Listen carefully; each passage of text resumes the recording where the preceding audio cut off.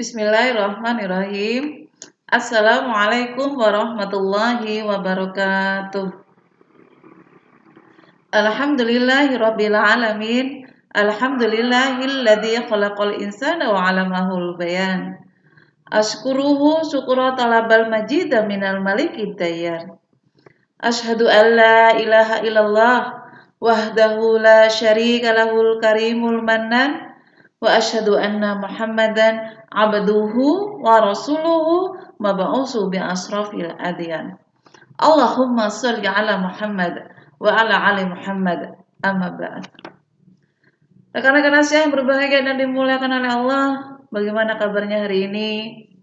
Nasiah yang terdidik tiap hari, masihkah kita menjadi nasiah seorang ibu yang bisa bersabar ketika melihat tingkah laku anak kita yang mungkin sedikit agak rewel, atau sampai saat ini kita masih istiqomah dengan menjadi istri yang soleha buat suami kita, atau juga kita masih istiqomah menjadi anak yang soleha buat orang-orang tua kita. Semoga walaupun pandemi corona ini belum berakhir, tidak mematikan kreativitas kita masih bisa banyak berbuat untuk umat, untuk kita, untuk keluarga kita. Salawat beserta salam semoga tercurahkan kehadirat Nabi kita, Nabi Muhammad sallallahu alaihi wasallam. Wahai nasiah yang sejati, nasiah yang bersimbol padi, terdidik tiap hari, kemuliaan Islam dicari, bekerja digemari. Wahai nasiah yang aku sayangi, posisi kader dalam sebuah organisasi adalah sangat vital, sangat penting sekali. Karena kader adalah sosok yang menjadi roda berjalannya sebuah organisasi. Maka kenapa dalam sebuah organisasi, kaderisasi itu adalah hal yang sangat perlu dan sangat penting. Percuma kita mempunyai amal usaha yang banyak misalnya, tapi tidak ada kader yang meneruskan di situ. Maka yang terjadi adalah nanti amal usaha itu akan jatuh kepada pihak yang lain yang tidak seideologi dengan kita. Itu bisa jadi. Dan seringkali terjadi karena minimnya kader yang mengurus amal usaha. Rekan-rekan yang berbahagia dan dimuliakan oleh Allah, kedudukan kita di organisasi itu ada 4. Oke. Yang pertama, mungkin kita hanya sebagai simpatisan saja. Simpatis saja dengan gerakan nasiah, tapi tidak bisa berbuat banyak. Kepada orang yang simpatisan ini, ya kewajiban kita untuk menampilkan nasiah yang luar biasa, yang menyenangkan, yang menggembirakan. Kemudian yang kedua, kedudukannya nasiah itu adalah sebagai anggota saja. Anggota, kalau dalam bahasa Madura itu namanya anggota itu kan norak bunte. Ya, kemana pimpinan berjalan, ke situ juga dia akan berjalan. Itu anggota. Tapi bagian mana kita dengan anggota?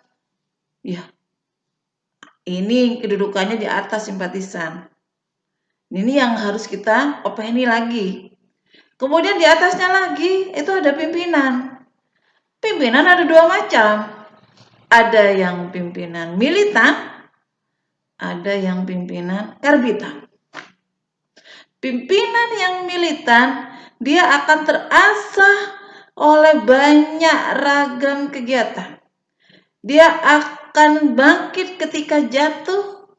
Dia tidak akan merasa bersedih ketika programnya sudah diusahakan semaksimal mungkin tapi hasilnya tidak seperti yang diharapkan. Untuk militan, dia berasal dari bawah melalui proses-proses pelatihan, mulai proses dan kajian dan sebagainya.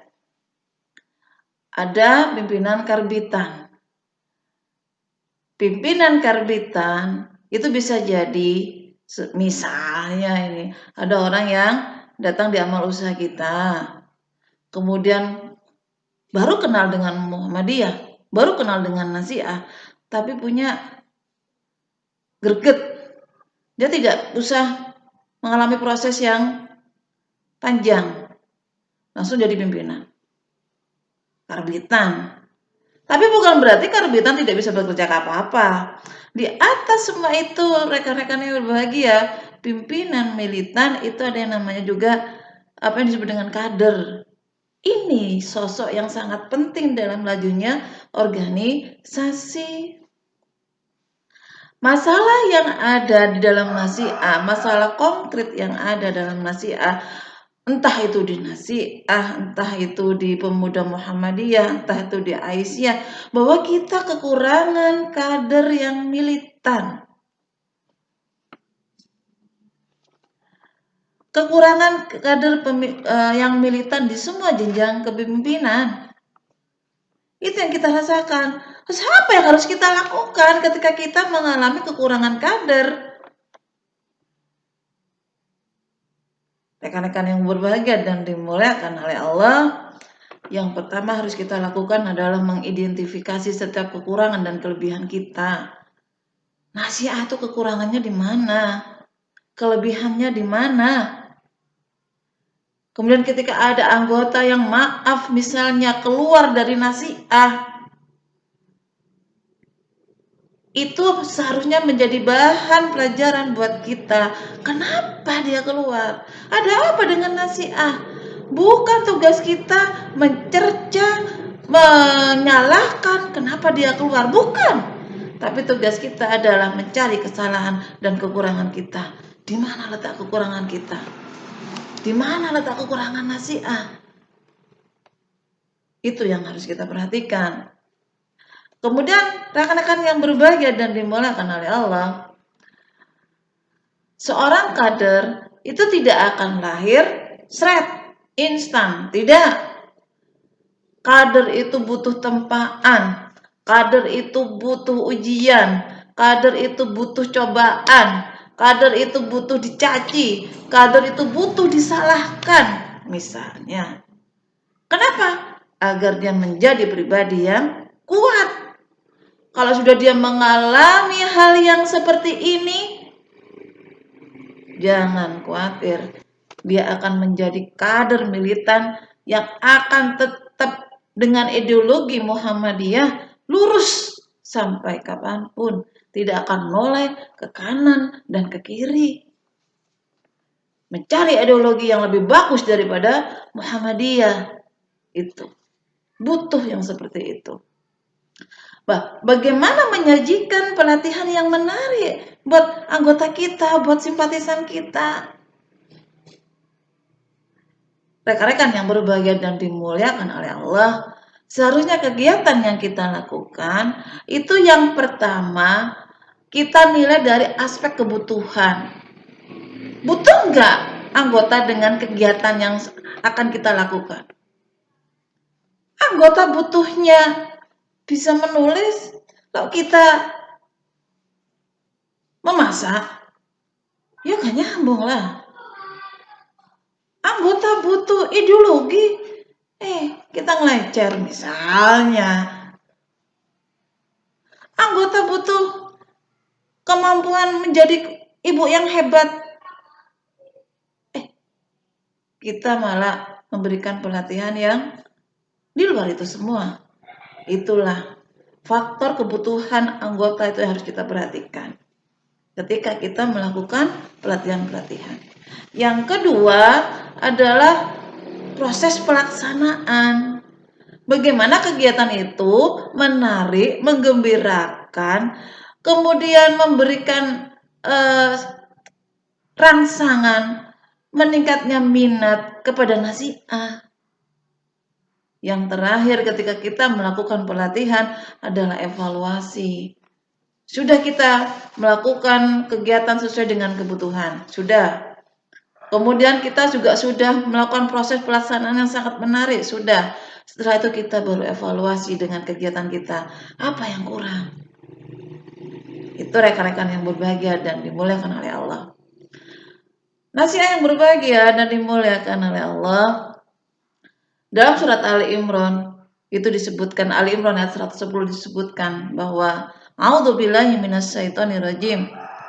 Kuntum khaira ummatun ukhrijat linnas. Kamu itu sebenarnya adalah sebaik-baik umat di antara manusia. Kita Nasiah itu adalah sebaik-baik umat di seluruh manusia yang ada di jagat raya. Itu janji Allah kepada kita. Tapi dengan 3 syarat dalam surat Ali Imran ayat 110 itu. Kuntum khaira ummatun ukhrijat linnas. Syarat yang pertama, kamu akan menjadi manusia yang paling baik. Kamu akan menjadi golongan yang sebaik-baik golongan. Tapi dengan syarat yang pertama, ta'muruna bil ma'ruf. Mengajak orang lain pada kebaikan. Ini syaratnya. Kemudian yang kedua, wa tanhauna 'anil munkar. Dan kamu mencegah kemungkaran yang terjadi sekitarmu. Dan yang ketiga, ini yang paling luar biasa. Ketika kita akan mendapat gelar khaira ummah, syarat yang ketiga, selain ta'muruna bil ma'ruf wa tanhauna 'anil munkar wa tu'minuna billah. Maka beriman kepada Allah. Itu yang harus kita camkan, yang harus kita tanamkan dalam diri kita, bahwa kita adalah sebaik-baik umat, bahwa Nasiah adalah sebaik-baik umat.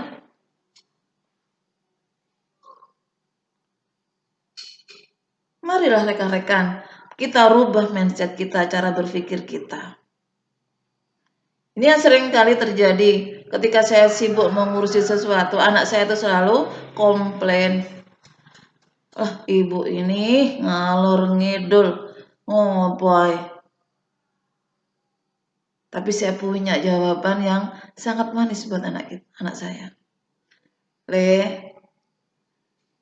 Bisa jadi yang ngurusi Aisyah itu loh yang bikin ibu masuk surga. Sholat ibu bisa jadi tidak diterima, puasa ibu bisa jadi ditolak, sedekah ibu bisa jadi tidak diterima. Tapi ngelempiti surat di situ yang bisa membawa ibu ke surga nak. Yang ngeliwar-seliwar ambil sumbangan mungkin itu nak yang bikin ibu ke surga. Terus anak saya langsung bilang begini, iya ya, betul juga ya. Iyalah, begitu kita di Nasiah, apapun posisi kita, entah kita hanya sebagai simpatisan saja, kita hanya sebagai anggota, apalagi kita sebagai pimpinan, apalagi kita sebagai kader, niatkan itu sebagai mencari ridha Allah Subhanahu wa Ta'ala. Rekan-rekan yang berbahagia dan dimuliakan oleh Allah, bagaimana indikator jika kita itu ada termasuk orang kader? Gampang. Pertama, jika kita tidak sakit hati ketika orang lain membuat kita kecewa dalam berorganisasi, itu sifat kader. Ketika kita tidak kecewa melakukan sebuah program organisasi sudah semaksimal mungkin, tapi hasilnya tidak seperti yang kita harapkan, kita tidak kecewa, itu kader.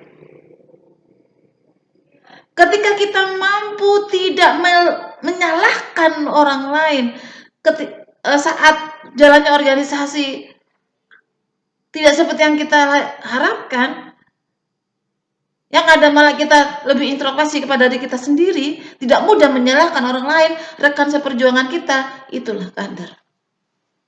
Ketika kita tidak berhenti belajar untuk menjadi kader yang tangguh, Nasiah yang tangguh, itulah kader. Ketika kita bisa memaafkan orang lain yang menganggap kita salah dalam perjalanan sebuah organisasi, itulah kader. Jadi rekan-rekan yang berbahagia dan dimuliakan oleh Allah, dalam sebuah keranjang, dalam sebuah keranjang keranjang jeruk. Satu keranjang jeruk ada 5 yang bagus, yang lainnya busuk. Apakah dengan begitu kita pesimis? No, jangan. Nah, yang harus kita pikirkan, dengan 5 jeruk itu kita bisa melakukan banyak hal. Yang lainnya busuk terserah. Pokoknya 5 jeruk ini yang harus kita manfaatkan. Sama seperti perjalanan Nasi'ah. Sekian banyak anggotanya, misalnya sekian banyak pengurusnya, hanya 5, hanya 2, hanya 3 yang bisa bekerja. Sudah.